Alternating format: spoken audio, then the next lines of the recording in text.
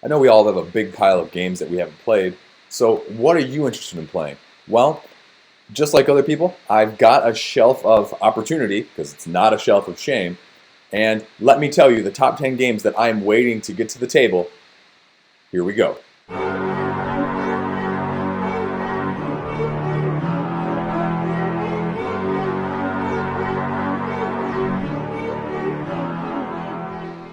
First up today, we have one that's brand new, still in the shrink wrap, people. Pax Pamir, second edition. Now, this is a second edition of the game because the game sold out. It basically became unavailable at retail level, so they decided to have a second printing. Jesus saves. All others roll half damage, by the way. So this is the recently delivered Kickstarter copy that I have. Now, this is still on my shelf of opportunity because, frankly speaking, the type of games that I usually play, this is not one of them. I am an unapologetic dungeon crawl, CMON, fanboy, abstract dice roller, if you will, in a nutshell. Non-Euro in that sense. So this is a bit of a leap for me, and I'm a little bit nervous, to be frank with you, because of the complexity and the gameplay that it actually takes. I know that the gameplay is actually relatively straightforward once you learn how to play, but there's so many moving parts and the intricacies that go between the factions as you are trying to unite Afghanistan back in the 1800s. Again, I really like the approach to the game. They put a lot of thought into the game. It's thematic, it makes sense in terms of history. I also like the components. I'm a minimalist. If you've watched any of my other videos, you know that I am not a huge miniature person. As many miniature games as I have, miniatures are good for some games.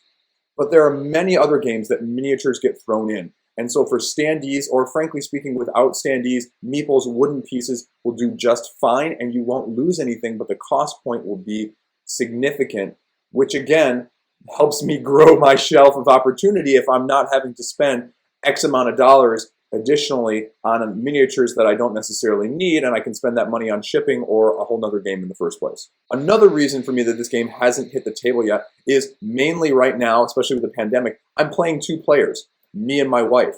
And as good as this game is, I'm a little reluctant to play it with 2 players because my wife is not a good loser. She's also not a person that you can just recite the rule book at for 30 minutes. She looks at me and she says, I just want to play. And so this game is not one of those games that you can just unfold, spend 15 minutes beforehand or even 20 and get the gist of it, because she will get mad at me and I will be sleeping on the couch otherwise. This game is known for being cutthroat, it's known for betraying, it's known for shifting alliances, and especially with shifting alliances, I feel like you have to play a game like that with more than 2 people to get the full effect and the full experience. The reason I was attracted to this game is because it's basically a tableau builder at heart. But what you're doing with the cards, when you use the cards, what you use them for, is really where the depth comes in. And as you read the reviews online, it's easy to play once you know the basic rules, but it takes a lot of plays to start getting it under your belt in terms of what you're actually doing. Playing some of these games is not the difficult thing. It's understanding why you're doing what you're doing when you're doing it that is the issue. And for that reason, especially not having a good grasp on it yet, I would feel uncomfortable teaching it. And I know that there's a good AI version. I know that you can play it solo, and probably that's how I'll start, is because I have found recently that any game with this amount of depth, I have to be very confident in my level of teaching, and in order to teach it to other people, that's what's necessary, of actually having a game under your belt. So as much as I am really not a solo gamer at all, I think that's really where I'm going to be able to get this one to the table. That's how I got Teotihuacan to the table. That's how I got Arkham Horror 3rd Edition to the table. Things like that have a little bit more, not necessarily it's the heaviest game, but more depth to it so that you know when, where, how, and why. I didn't get the metal coins. I'm cheap. I'm Dutch, in case the name of the channel wasn't a clue. The reason it really attracts me is because of the depths of the cards, not because of the intricacies between necessarily all of the parts like a Lacerda game or something like that, where you've got, sort of a mousetrap type convention of resources where A goes to B, goes to C, goes to D. That level of strategic play doesn't appeal to me. But the ability to be tactical and adapt on the fly with the cards that are presented to you in the market and how you play them, and then whether or not you're changing alliances, or that sort of thing is really what gets me into a game. The asymmetry between games that is never the same. This is why I'm giving this game a chance. And so I don't know if I'll like it. I'm scared, to be frank with you, that I may not like it because this is an expensive game. Now, am I concerned about the reselling? No, because the reviews are already out there that it's well thought of. There's no issue of whether or not it's a good game and somebody will like it. And I don't think I'll have trouble making my money back, but it's a lot of money to put down on a game that I'm not sure of, as I am for many of the others on this list in the first place. So for me, I'm excited. I'm slightly terrified, and we'll see how it goes. Second, now this is one that's sort of flown under the radar. I don't even know if this broke the $100,000 mark on Kickstarter when it funded. But for me, it was really intriguing, and I went out on a limb with this. The reviews, there really aren't any. And so this is where it really is going to come out, and I'm probably going to do a review of this one just so that people can see, because, like I said, there's not much out there. Now, what game is this? This is the Stygian Society. Now, this is by Kevin Wilson, who is of Descent, Teenage Mutant Ninja Turtles, Arkham Horror fame, who put this one out. Now, why is this one different? Why did it fly under the radar? Why are people not clamoring all over this by name recognition alone? I think in part because it's just so different. This is a tower climbing game with a cube tower where you are taking the cubes from your abilities, from your powers, from the bad guys' powers, and you are dropping them from the top, watching what happens as they bounce through the tower, spread out down at the bottom, and depending on where they land and how many depends on what powers you can use, what powers your enemy uses, and what happens. Now, why do I like it besides that? It's a co-op game. I love co-op games. I try to get co-op games that are not easily alpha games. And for me, I personally have gone to the phrase of do what you want in the cooperative games, because I have found that that really helps fix things. When people ask, do what you want, let people make their own decisions. I'll help, but I'm not going to command things because I really want to avoid that experience for other people at the table. Is the theme or the background that unique? No, I mean, it's a dungeon crawler-esque. You've got your stereotypes of your fighter, your mage, your wizard, your healer, that sort of thing. Slight twist on the names, whatever they may be. All the while, your party is trying to climb this tower. And so each floor you're going up and you're fighting bad guys. On the third floor, you're getting a mini boss. The sixth floor, you're getting the main boss. If you can beat all the levels, you win the game. Again, like I said, if you know anything about me before, I like dice. And then this takes dice and does a little bit different. You're dropping cubes in that sense. So there is some randomness, but there's also some mitigation so you can prepare your character via the skills you choose to be able to drop a certain amount of each color of cube and thus have a little bit more control in that sense. But again, if you're going to want more control or more dungeon crawler, tactician, strategy, planning out things, this game is not going to be for you. Now, I think this is also a game, if you're in the solo market, this is relatively soloable from what I've heard as well. However, unlike Pax, I think based on what I've seen in the rulebook and what online, I think you could probably read the rulebook once or twice and set up, quick answer a few things as you're going on the rulebook, and just kind of take it from there. And this Kickstarter did not lack for content either. It came with 2 expansions that you could additionally order. And I regret to inform you that I am a sucker for expansions, unfortunately. I am not a completionist, but a gameplay completionist. So the Cursed Library and the Tower Laboratory were the 2 expansions that each add something new, something different, more minions, more bosses, more skills, more characters. So I love that more. The only concern I always have with those, and you don't really know until you start playing more, is how well it's balanced.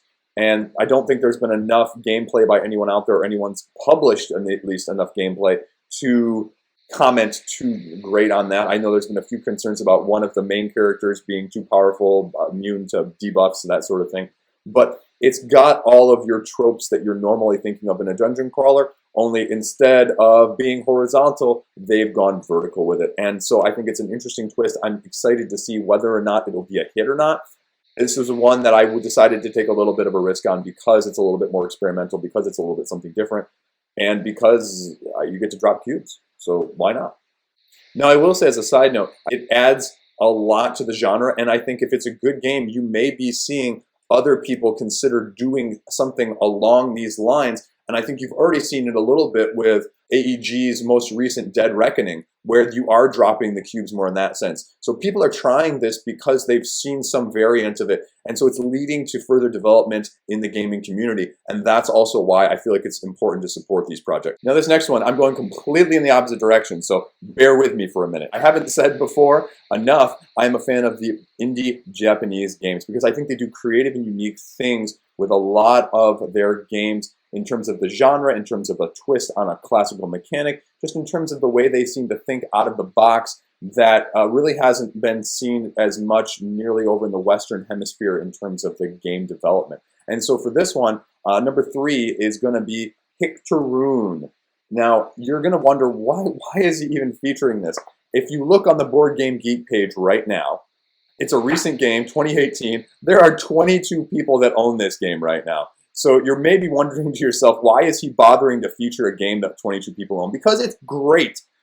It's a classic twist on your dexterity game, your dungeon fantasy crawler where you go fight the evil dragon. What you're doing in this game is you are lining up the deck of cards like this, and what you're doing is trying to pull cards out of the middle of the deck, then make a set collection to then meet an objective that is laid out in front of you. And it's cooperative.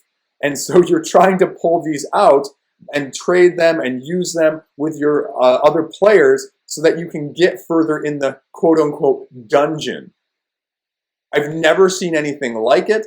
It took me months and months of patiently waiting for someone to sell it on Board Game Geek because, like I said, there just aren't any copies available. And the cards are unique because they're much thicker than you would expect, so that they can hold up, and they give a special mat, like a felt mat, so that it stands up vertically, and you're trying to pull out, you can pull out as many cards as you want. And so it's just a completely flipped on its head game. I have seen it played, I have not played it myself, and I just want to experience it, trying to actually do that without screwing the whole thing up. So I'm excited. There's not a whole lot more to it than that. It's easy, it's straightforward, but it looks fun. And isn't that all why we get into this hobby in the first place? It's fun. Now, most of you are going to be familiar with the next one. We have Project Elite from CMON, the remake of the original one from Artipia Games. As I said before, this is a CMON game. You know what you're getting. You're getting minis, you're getting dice, you're getting exclusives, you're getting a ton of content for some bucks. And so why am I excited about this one? Because again, there's not really anything like this out there. It is a real-time co-op dice roller. And those three things do not go together typically. And again, CMON did not try, thankfully, to reinvent the wheel with this game. They took what was there, they put their mark on it, and they then let it go forth and prosper. I have heard the most common description of this game as it's a lot of fun. Also very chaotic, but a lot of fun, and that means something. It doesn't have to be deep, it doesn't have to be the smartest game out there, it doesn't have to be the most strategic. Is it fun? Does it hit the table? And once I actually am able to get it to the table, I think it's going to be great. In case it's not clear, you are basically living like Aliens or Alien versus Predator sort of esque theme, where you have your group of army space soldiers and you are fighting off aliens as they come out to you in real time, essentially, with all gadzooks kinds of weapons and BFGs, and occasionally a big boss will come out and you'll have to adapt, and depending on how you roll, depends on what gun or what you can do. Plus, it's a CMON game. Blessing and curse that it is. Like I said, you're going to be rolling a lot of dice. I'm a big dice roller, super excited about that. And you're getting all the exclusives. I didn't get all the expansions, because I didn't think some of them were worth it. I think this is where I sort of drew my line when Kickstarter of saying I don't need everything, especially the non-Kickstarter exclusive stuff. And so I only have like 2 of the 4 expansions, but I'm okay with that at this point. Now again, I've looked in the box, I've read the rules. Again, it's just waiting to hit the table. It's not one of those where it's going to take you an hour to figure things out and then another 45 minutes on the table. Read the rule book once, you get a few questions that you can't quite figure out, but it's going to hit the table. It's going to be relatively self-explanatory. You're going to explain it to people in a few minutes. So ease of hitting the table very high, and I'm a big co-op guy. I like rolling dice. It's timed. So you're not slogging through this for 2 or 3 or 4 hours, so you know what you're getting into. I mean, oh yeah, this is the dice just for the base game. I mean, yes. Number 5 on the list, again, is going to be a big departure, and that's a theme of my gaming collection is I like to try a lot of stuff to see what sticks and what doesn't. I think that's the one piece of advice I give to all new gamers when they say, what should I get? Is just before you buy, try. I won't get a side tangent there though. So I picked the smaller version of this, the Edge of Darkness, the Sands of Doomstar expansion, because if I can't pick up and hold the Edge of Darkness box base game from the Kickstarter in front of this and not break something. So I opted for the much better choice in this situation. Now, why is this intriguing? Because this game, again, pushed the boundaries of design. And whether or not you like the game, you have to admit that that's what it's done. It's a shared deck builder, card crafter, worker placement. Let me repeat that. Deck building, card crafting, worker placement. I've never heard those terms go together all in one game before this, especially with the card crafting that they started out with Mystic Vale from AEG. And John Clare, who is the designer of this game, has said that what he started with Mystic Vale really was meant to be the full product of Edge of Darkness. And when this came out, again, very innovative. It's still innovative. You don't really see anybody but AEG doing this card crafting necessarily. For me, again, it goes back to that description. I'll leave it just as simple as that. I like deck building. I like card crafting. I am not a big fan of worker placement. And whether or not those 3 things can be achieved simultaneously and cohesively in synchrony is yet to be determined. And there's a very mixed opinion about this game. People either seem to love it or absolutely abhor it. Because again, it's not an easy game to get to the table, unlike the last couple I featured. This is going to take more time and effort and dedication, just like PAX is in that sense. And that's why it hasn't hit my table yet. The reason I'm super excited to also get it to the table is they just did a second Kickstarter. I think they may even be having a third in the works. It got delayed until 2021. Is trying to figure out whether or not I like it enough to go get the other products. I am not, again, as I said, an all-in completionist, but I have heard that the Cliffs of Cold Harbor and the Guilds Pack add a lot to it. And so if it adds that much more to it without making it too complex or overly wrought or lengthy, I'm all for it. And that's why I ended up getting the expansion too, because this expansion does the same thing. It does more variability, more asymmetry, more of the things that I enjoy in games. I don't like seeing the same 10 cards necessarily in every single game. Some games that works really well. Many games it does not. It has to be very sleek and trimmed nicely for that to work. And otherwise, I want just a ton of stuff, a ton of variability in that sense. Now, number 6, this is going to be short and sweet because I can't spoil it because, well, I'm not going to spoil it for myself, and I just don't know because I haven't spoiled it. This is, if I can get it right, Space Base, Shy Pluto expansion. Now, this is one of those classic games, Space Base, dice rolling. Oh man, he's all over that. Resource spending, card collecting sort of things. I record all of my plays now. I believe I am 0 for 21 on this game in terms of winning percentage. I have played it 2 people, I have played it 3 people, I have played it 4 people, I have played it 5 people. I have not won yet. I routinely play at most of the 2-player count and my wife kicks my butt every single time. I try different strategies, I just can't seem to win. But I enjoy it, I have fun. And so I got this copy and I'm excited to play it because all of the reviews out there, I have looked at a few, non-spoilers though. Thank you, Tom Vassell. This adds much more to the base game, makes it better, doesn't make it longer, just adds another layer of fun factor to it. So I'm really excited. I just haven't gotten it to the table yet. We haven't played it recently. So whenever we do get it to the table, I'm excited to lose in Shy Pluto. Now, we might as well stick with the theme here of expansions to games that I already own, that I've already played many, many times. And this is going to be the Quacks of the Quedlinburg, the Herb Witches expansion.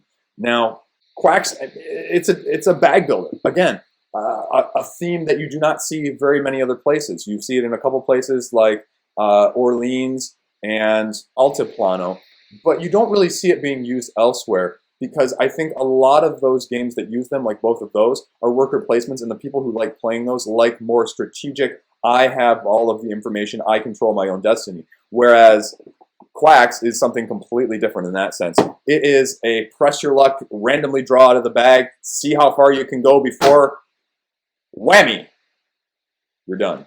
And it's just fun. You know, buying your little herbs to put in your bag to see if you can get the right combo, having different colored books to see which one you're going to be using that game and which combination of things to give you which strategy you're going to go after. And frankly speaking, sometimes it gives anybody a chance to win. And I love games that do that. I can play it with my kids, I can play it with my wife, I can play it with my gamer friends. Everybody just enjoys it. And this adds more. Now, there's another second expansion that's coming out soon. Spiel Digital's going on right now. Maybe there'll be more news about it then. There's no date on when it's going to be imported or translated, so it'll be interesting to see about whether or not you need even more Quacks. But right now, everything I've heard from this expansion, it's going to be incorporated very soon, probably in the next gameplay or two that we get it to the table. Seventh up tonight is another one that I think next up is actually number 7, Fort. Now, this is a retheme of SPQF, which I believe was originally funded on Kickstarter for a very low amount. Grant Rodiak is the original designer, and this is a retheme of it. I think they've changed a few mechanics, but then they brought it over to Leader Games, and you have the same guy who did the art for Root, Kyle Farron, do the art on this one, and I think that's been a little divisive. Some people don't really like this art style. I personally have nothing against it. I really like it. Now, why do I like it? Deck builder. Seeing a theme here, people? Why am I excited about this? Because it takes deck building in a little bit of a different direction in that sense. A lot of deck builders, whether it's one of the ones I really like Aeon's End or even Harry Potter Hogwarts Battle, you get your hand and what you're doing seems very scripted. It seems very one direction. It's that you're going to do this. You're going to play all your cards in your hand. And the difference with this one is you play one card on your turn. So what you're having to do in this situation is figure out actually which one of these cards is going to be the most benefit now versus later. And from what I've read, there's a lot of balance that's gone into that so that you don't have cards that you're going to be just sticking with no matter what. You don't have a lot of asymmetry between weak cards at the beginning of the game, very strong cards at the end of the game, again, making the choices very clear on what to do, but trying to balance it out based on what is given to you by the game itself. And a lot of deck builders don't do that, or they don't do it as well. Also, price point. The price point is great on this. I mean, it's like 20-something bucks. So I'm excited to try it out. The theme, yeah, I'm not the biggest fan of the theme, but it's a little less dry than the original SPQF, and I think that's why it was originally not as well recognized and bought, because it had more of this ancient Mesopotamian Greek influence, and that just doesn't strike well with a lot of people either. This is just more colorful. This is just going to be easier to hit at the table. It's going to be easier, just for everyone across the board, from families to kids to everything. If you tell them you're building a fort and eating pizza in your card game, as opposed to the ancient Greeks doing whatever they're doing. Plus, in all accounts, it's easy to get to the table. Again, if you can get stuff to the table easier, it's going to get played more. And that's what this is about. This whole hobby is about playing more games and what we enjoy. Number 8, saving some of the best ones for last. Now, this bad boy is still in shrink, so you're going to get to see it right here. Spirit Island Jagged Earth. Now, I was put off for Spirit Island for a long time. Again, as I said, not a big worker placement. This sort of reminded me of that. I read all the reviews. Everyone claims, it's great. It's shooting up the BGG rankings. So finally, I ended up getting a copy, and I ended up trying it, and we ended up playing it at a game night with 4 people. I didn't fully understand how to explain it. Rules were not well in my head. I'd not played it beforehand, so you know how big of a mess that is when you try and pull a game out like Spirit Island for everybody being first time, no one knowing how to play. It was a complete slog. It was a complete mess. We failed miserably. We didn't know what we were doing. A year or two went by. I said, you know what? I got to give it another chance because of all of the things I hear, and I think I'll like it. So I played a couple solo games, two-handed, and it finally, my third game, it clicked.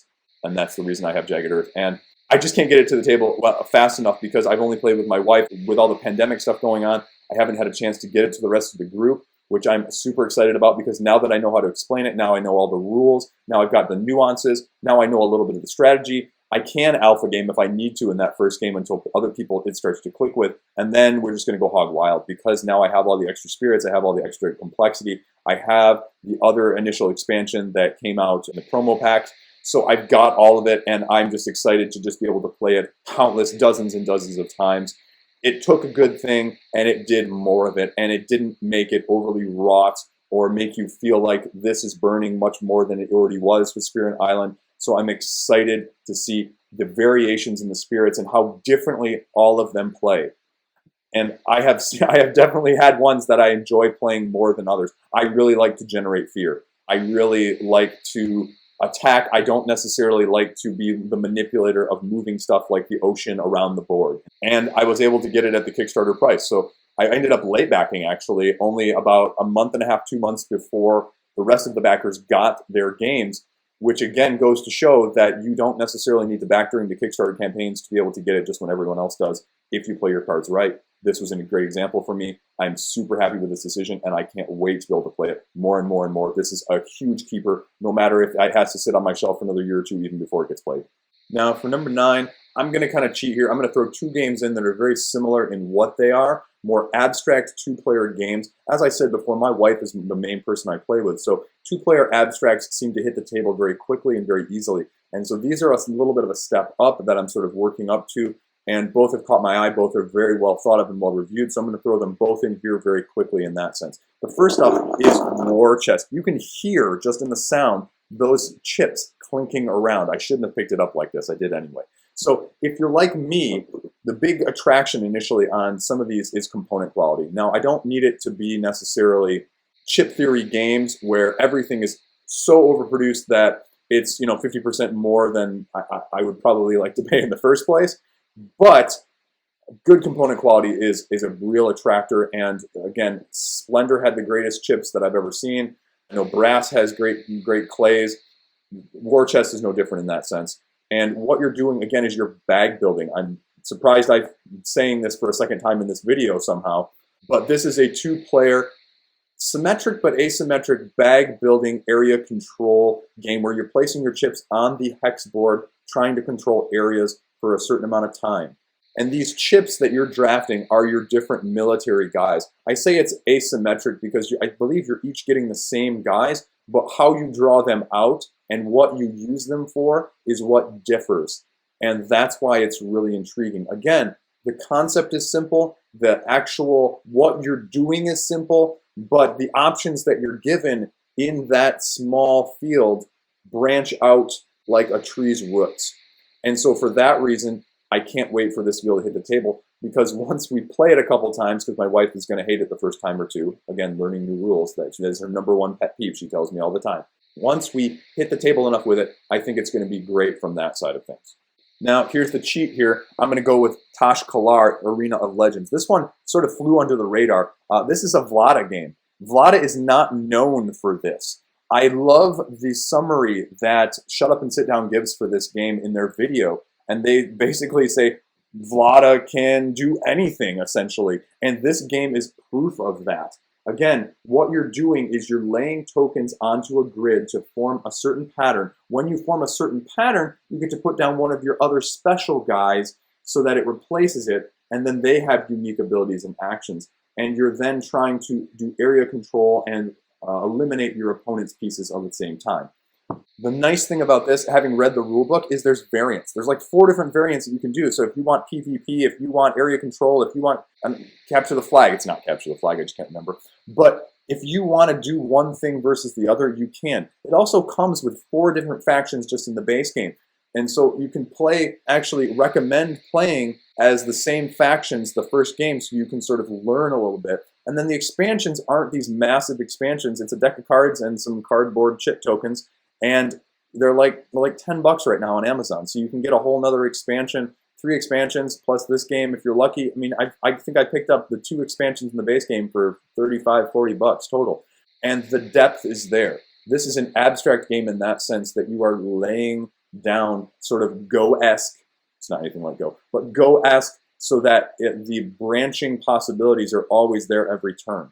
It's not perfect information. There is definitely some element of take that, so it's not going to be for everyone, but it's one that fits my niche. And if this flew under the radar for so long, for me, I can't imagine that it's done that for other people too. So if it's at all interesting to you, don't go by just what's on the cover. I mean, the cover is sort of one of those, I feel like there's no miniatures, the monsters are all little cardboard pieces. And really what it's about is about placing your pieces more correctly in that sense, like Go, rather than, me Hulk, me smash your pieces. And I think that the art doesn't do it any favors in that sense.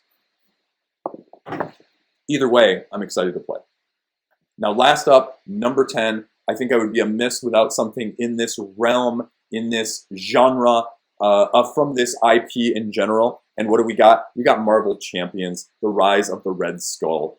Marvel Champions, it's a deck builder, a deck construction, if you will, where you're taking your superheroes, you're fighting your villains. It is very thematic. You have the ability to flip from your hero to your alter ego. You are able to customize your deck. I think the base game comes with 4 or 5 heroes, and this is just adding more. We are just going to see more and more and more and more of this, and this is becoming my new favorite LCG above everything else because the IP hits home for me. It hits home for my kids. My kids can't wait to play it until they get older and they can read more and understand strategy. So it's already going to be able to hit the table a lot more just from that side of things.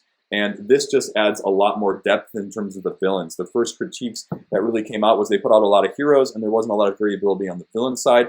This sort of remedies that situation that was originally one of the big criticisms. And so I'm excited to see what this does. I mean, this is a big box expansion, so you're getting a lot of stuff as opposed to just when you buy the other expansions, you're getting just this little deck that comes in a little plastic folder and you get one character. So I like it from that side of things, and it's going to get integrated. And the nice thing is you can make it modular in the sense that you can take any hero, any villain, any setting, and sort of mish them all together and do whatever you want. The one problem I have with it is just that it's a deck construction game, so I'm not that good at deck construction. Hopefully one of my kids will be better at it than I am, but I think it's going to hit the table a lot once they get to that age. Right now I am playing it solo-handed. I'm going to try it with a game group of 1 or 2 people, just so maybe a 2-player game, maybe with the wife at some point.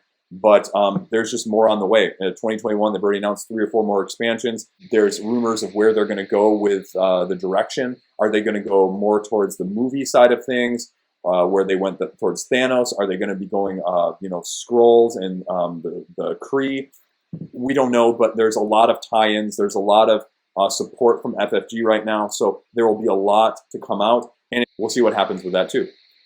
Thanks for watching. Let me know what you're excited for to play off of your shelf of opportunity. If there's anything I'm missing, I mean, I have probably twice as many games right now that I could have thrown in here that I wanted to, but I thought these were the ones that immediately came to mind, that immediately flew off the shelf into my hands when I thought of it. So thanks for watching. Thanks for subscribing. Thanks for even just checking it out. Like, comment, subscribe. Let me know what you think. I'd love to hear from you. Stay classy. See you next time.